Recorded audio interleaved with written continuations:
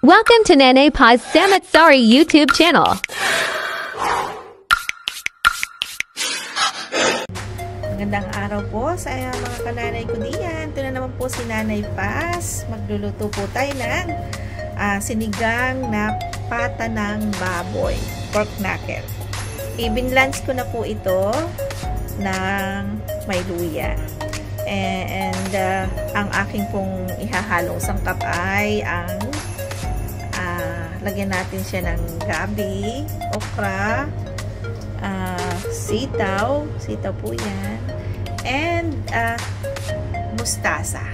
So, mustasa po ilalagay ko instead na kangkong. Masarap din po siya. And may tatlong siling berde na ako na ilang araw na siya sa rep namin. So, medyo laya na po siya. And ano natin siya ng luya, bawang, sibuyas, at kamatis. And lalagyan natin sila ng nor sinigang pampaasim. So, sa mga kananay ko po diyan at sa mga hindi pananay na gustong manood ng video ni Nanay Paz, halina po kayo at magluto tayo ng sinigang na pata ng baboy. Yan. Sinigang na pata ng baboy. Yan. Na-blance ko na po yan. Umpisa na po natin ang ating pagluluto. Salamat po ng maraming sa mga subscriber ko, sa mga nagpa-member po ng channel ko, sa mga kako-YT ko po diyan, sa mga kagaya kong nagluluto din po. Shout out po sa inyong lahat, sa mga kaibigan ko, family ko, sa mga friends, at sa mga silent viewers ko po. Maraming po salamat. Halina po kayo, manood tayo. Ay, samahan niyo po si Nanay Paz sa kanyang pagluluto. Atin siyempre ng mantika. Sa kawo na tayo magluluto kasi masyado siyang marami. Ang lang luya. Nalagyan ko po siya ng luya pang tanggal lansa po kasi yung luya. And lagyan na natin ang ating bawang. Hindi ko magbuhat ang aking chopping board. Nabibigatan po si Nanay Paz. Lagyan natin ang ating sibuyas. Pwede po siyang hindi nyo igisa, diretso na. Ginisa ko lang siya kasi buwan ng pamati. Or parang mas gusto kong bumango yung aking pata. Kung mga buto-buto po siya, okay lang. Aso tawag. Lagyan natin ang ating kamatis.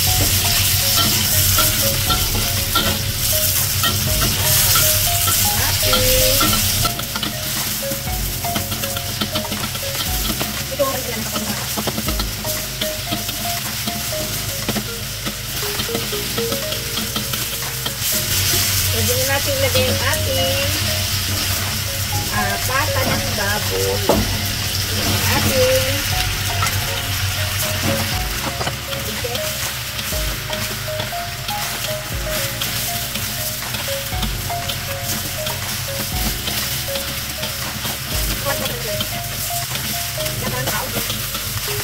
Lagyan muna natin ang sabaw, konti.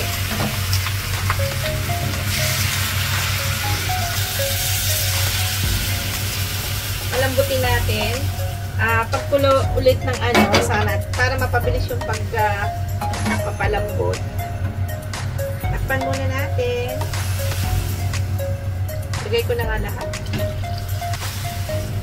Ganon din naman. Takpan natin. Mamaya-maya natin simplahan.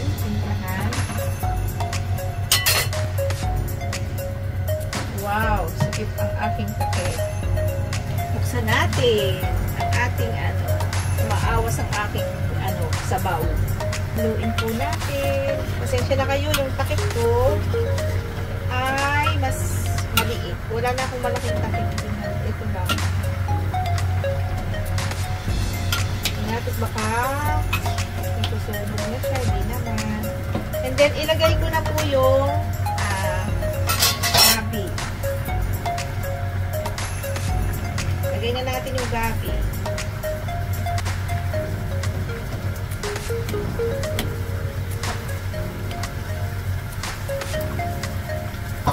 dito na lang sa gitna kasi parang mas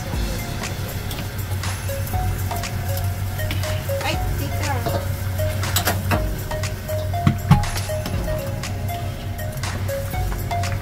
Wala na. Wala, hindi pala nabaliktad. Hindi, binaliktad ko yan. Nabaliktad na. Nabaliktad ko yan. Pinatay ko kasi pinatay ko. Takpan ko ulit.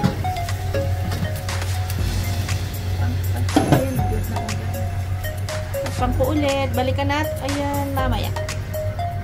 Buksan natin. Baka nasunog na siya. Ayan. Kumunti na ang sabaw. Ayan ko siya na.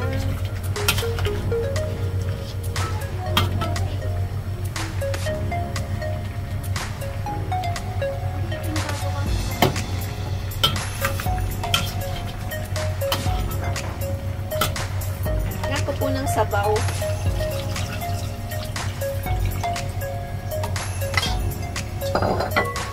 And titimplahan ko na siya. Lagyan natin ng asin. Asin.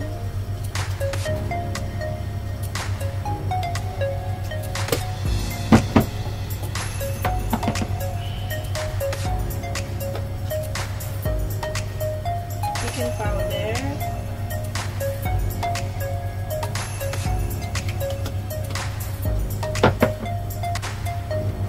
Lagyan natin ng patis. Lagyan natin ng patis.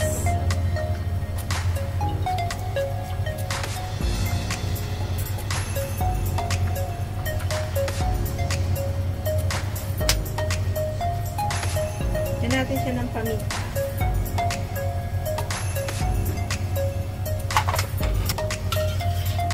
Haluin natin at takpan natin.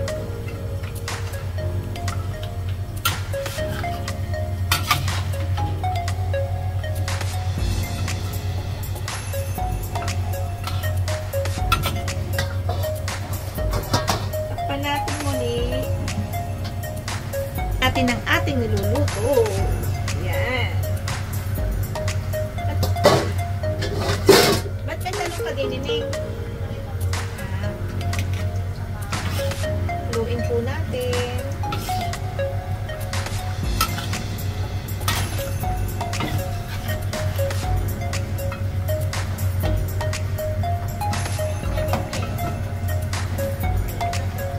Malambot na ba siya?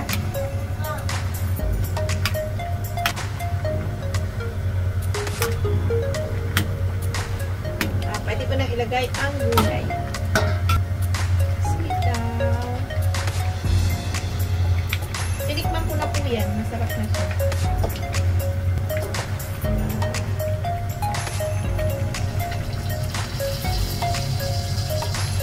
Lagay ko na rin yung sili ko. And tatakpan natin. And yung matigas na bahagi ng mustasa. Yan. Lagyan natin yung matigas na bahagi ng mustasa.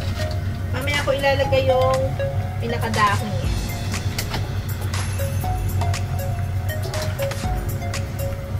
Luto na naman si nanay ng isang tambak. Takpan muna natin. Buksan natin. At baka naiga na siya. Ayan.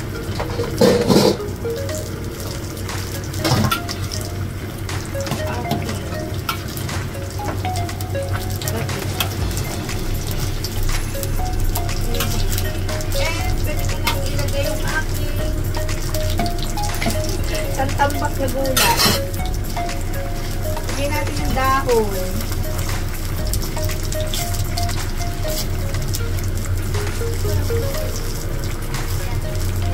Hindi na kasya. So, tama na siya.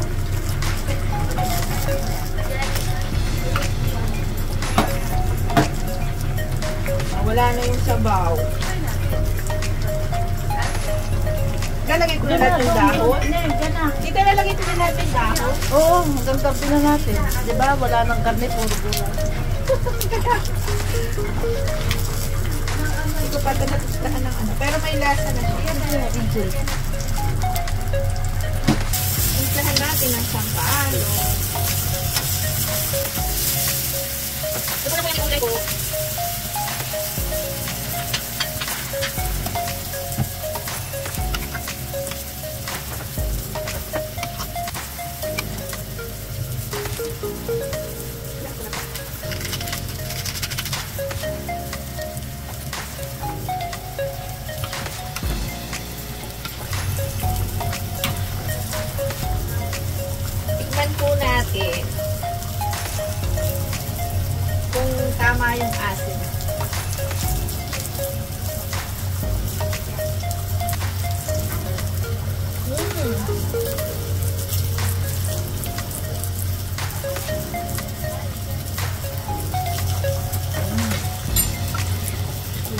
Wow!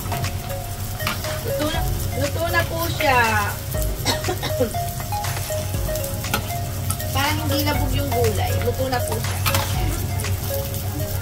Patayin na natin. Sana po nagustuhan niyang muli ang another recipe ni Nanay Paz. And hanggang sa muli po sa mga kananay ko diyan. Maraming pong salamat sa mga kaibigan ko, sa mga nanonood, silent viewers, sa mga member ng aking channel. Sana po patuloy kayong sumuporta sa aking maliit na channel.